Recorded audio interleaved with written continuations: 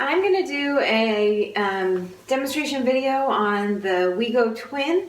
I noticed when I got the Weego Twin, I went onto YouTube like I do for most carriers to get a real person's perspective on how it works and how to put the babies in it. It's really helpful to see it in action. So I didn't find one. So I've been wearing my boys around for a while now, and I thought I would give you my take on it. Of course, my video is not a replacement for the instructions that come with your Weego, but you can see a real person putting their babies in it. The Weego Twin, I noticed when I got the Weego Twin, I went onto YouTube like I do for most carriers to get a real person's perspective on how it works and how to put the babies in it. It's really helpful to see it in action. So I didn't find one. So I've been wearing my boys around for a while now, and I thought I would give you my take on it. Of course, my video is not a replacement for the instructions that come with your Weego, but you can see a real person putting their babies in it. So when you get the Weego, you get the carrier itself. It comes with the instruction booklet and the burp rags and the carry bag.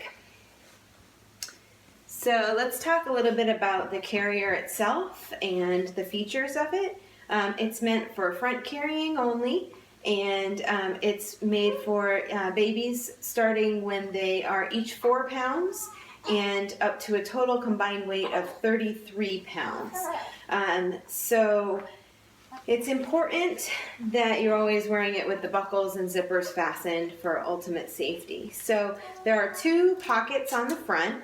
Inside of each pocket is an inner pocket where the baby's legs go through, then it gets zipped and buckled, and then the outer pocket gets zipped and buckled, and the collar is what helps keep their head in place when they don't yet have the neck control that's needed. So that's really important.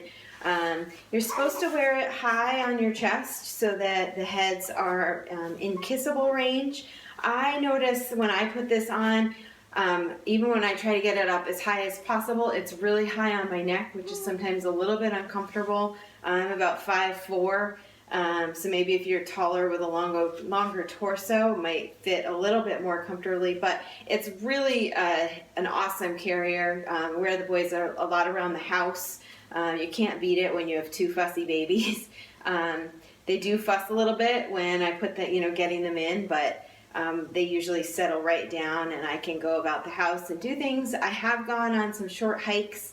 It is a little bit tough because all the weight is in the front, so I wouldn't recommend it for long hikes, but some short walks, it's really nice to be able to hold the babies close. Especially my boys were born premature. It's nice to be able to hold them close and keep them close so that people can't touch. You know how twins invite all of that from strangers. So in the back it has the top buckle and the waist strap. So I'm going to go ahead and put it on and walk you through how I do it. So I'm starting by just putting the arms through, and then I like to do the top strap first. So I just lift it up and buckle and adjust. I like it pretty low because I wanted the weight to be pulled down, but see, it's really high on my neck. It's as high as it can go, and yet when I put the boys in it, they still are a little bit low, I think, for what I've read from the instructions. Then we have the waist strap, which buckles and then adjusts, and then the arm straps also adjust down. So I have them, if I put them any tighter I will choke. So you can put the burp rags in. They button up on the top. These are nice if you have a spitty baby like mine. Then you can just put these through the wash and not have to wash the whole carrier every time they spit up. The seats are adjustable, so before you put it on, you just figure out where your baby should go, so that their head, their neck is just about at the outer pouch strap. My babies are still relatively small, so I still have the seat on the highest setting.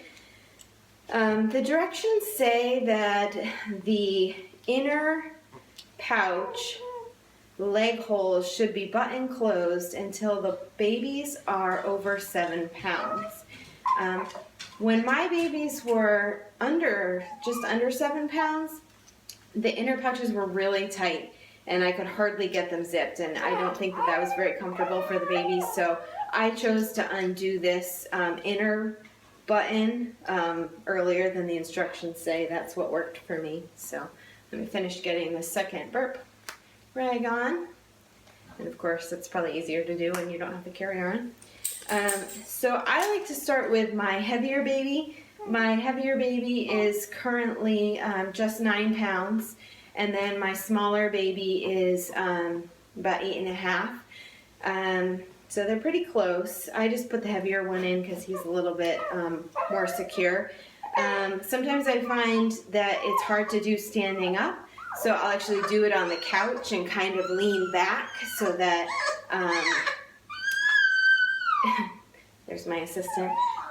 So the babies are really secure. So I'm going to get my first baby. I'm going to put him chest down and kind of lean back. And my first step is going to be to get his legs in and then to buckle him in. So I'm going to take my first baby, put him up high on my shoulder.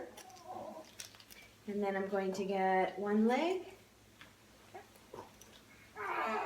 And second leg. Make sure we get those legs in there. Hopefully you can see. And then I always do the Velcro and the buckle first, because that's going to do a better job keeping baby in there. And then we zip up and tighten the buckle. So this should be just about at baby's waist, mid-drift. And then we're going to get the hands tucked in and Velcro, buckle, big zip, and then we can tighten this up if we need to. I read in the directions that if the baby's still a little bit small and their head's not up where the buckle needs to be along the base of their neck, that you can fold this over. I haven't had to do that.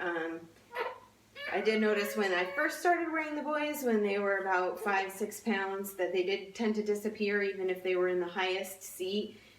So you could try that tip and make sure that they can, you know, breathe, get air, be out. So I guess let's see. We could probably even, you know, try that folding down technique, but my boys are pretty comfortable when I just do that. Okay, so now I have one baby in, and I'm going to move on to the second baby. So I just kind of like to try to get this sort of open so it's easier to get him in there. Again, putting baby high on the shoulder, getting the legs through the hole. 1.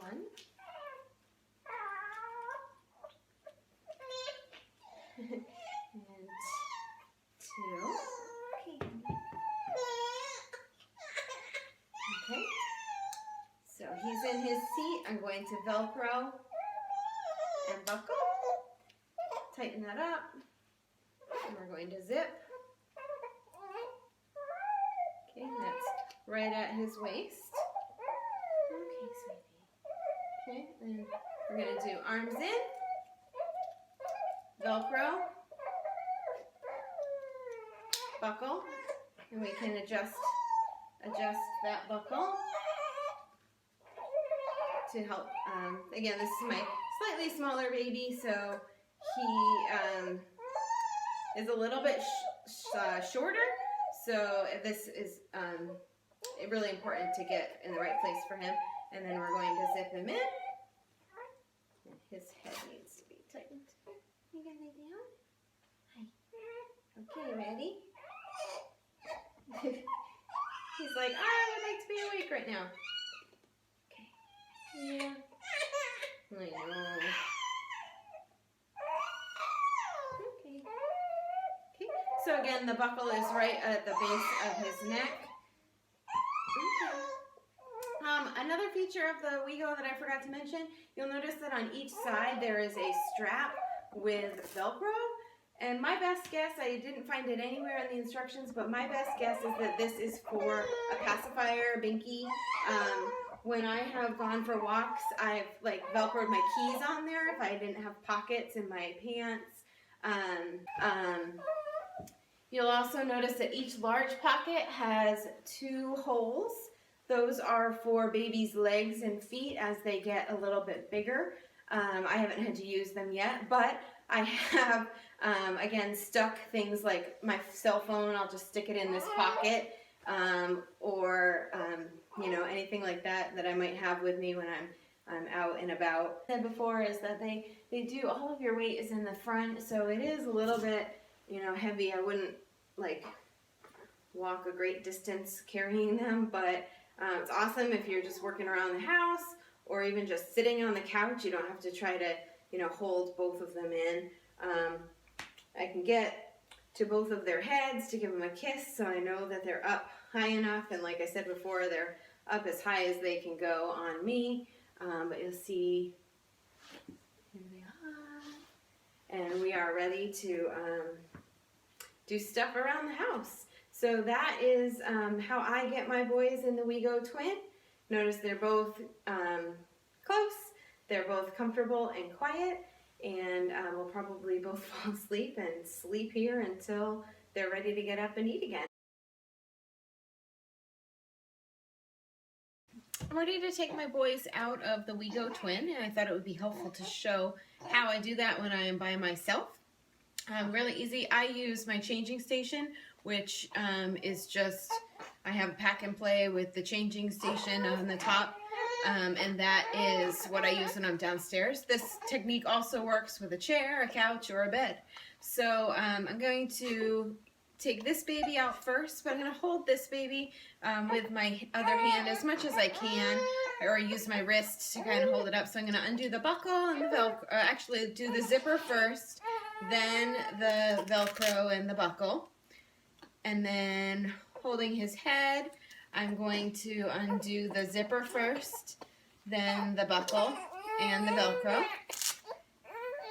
Then I'm going to hold this baby, real life people, hold this baby with my left hand, and I'm going to guide this baby and lean over and lay him down on the changing station. And then take his legs out.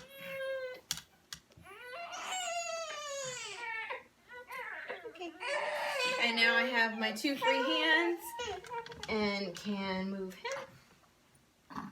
And then I'm going to easily take the second baby out. So undo the zipper first. I like to do that because then the neck is still supported by the extra clipped part. And the Velcro. And then again, zipper, buckle, Velcro. And even when I'm taking just the second one out, I like to do the lay down technique. Just seems to go really well. And then we're all done.